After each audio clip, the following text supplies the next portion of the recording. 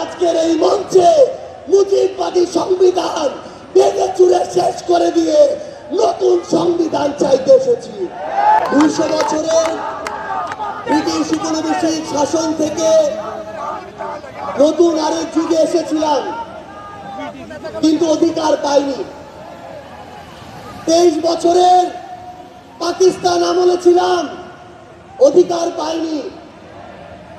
54 বছরের স্বাধীন বাংলাদেশে ছিলাম, অধিকার পাইনি। আজ থেকে 1 বছর আগে এই মঞ্চে ফ্যাসিবাদী ব্যবস্থার বিলোপ এবং নতুন রাজনৈতিক বন্দোবস্তের স্বপ্নে খুনি হাসিনার পতন ঘটানোর ঘোষণা দেওয়া হয়েছিল। 1 বছর হয়েছে, কাঙ্ক্ষিত অধিকার পাইনি। আমরা আর হতাশার কথা বলতে চাই না। আগামীর বাংলাদেশে আমরা যে অধিকারগুলো পেতে চাই, যেভাবে বাংলাদেশকে দেখতে চাই, আমরা সেগুলো এই মঞ্চ থেকে বলতে এসেছি। 1 বছর আগে এই মঞ্চে ছাত্র জনতার প্রতিনিধি হিসেবে যারা ছিল, তাদের মধ্যে অনেকে আজ এখানে শহীদ পরিবারের সদস্য হিসেবে আছে, অনেকেই এখানে আহত যোদ্ধা হিসেবে আছে। আমরা এই মঞ্চে আজ আমার শহীদ ভাইদের হত্যার বিচার চাইতে এসেছি, আহত যোদ্ধাদের রক্ত ঝরার বিচার চাইতে এসেছি। যে আওয়ামী লীগ, যুবলীগ, ছাত্রলীগের সন্ত্রাসীরা আমার সহযোদ্ধাদের রক্ত ঝরিয়েছে, সেই সন্ত্রাসীদের বিচার চাইতে এসেছি। আমরা এই অন্তর্বর্তীকালীন সরকারের কাছে মৌলিক সংস্কারের নিশ্চয়তা চাইতে এসেছি। আমরা আমাদের অসহায় শহীদ পরিবারগুলো, একমাত্র অবলম্বন হারানো শহীদ পরিবারদের পুনর্বাসন চাইতে এসেছি।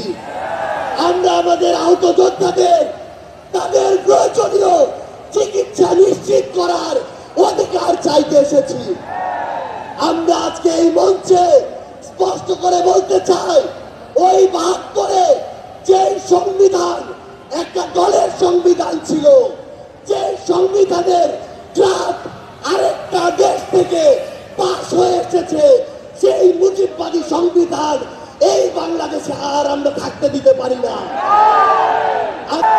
সংগ্রামী সহযোদ্ধারা, আমাদের যে লড়াই, এই লড়াই শুধু 24-এর জন্য লড়াই না। ওই 2009 সালে বিডিআর পরিকল্পিত হত্যাকাণ্ডে যাদের হত্যা করা হয়েছে, তার পিছনের প্রত্যেক কুশলীদের সর্বোচ্চ শাস্তি চাওয়ার জন্য আজকে আমরা এই মঞ্চে এসে হাজির হয়েছি।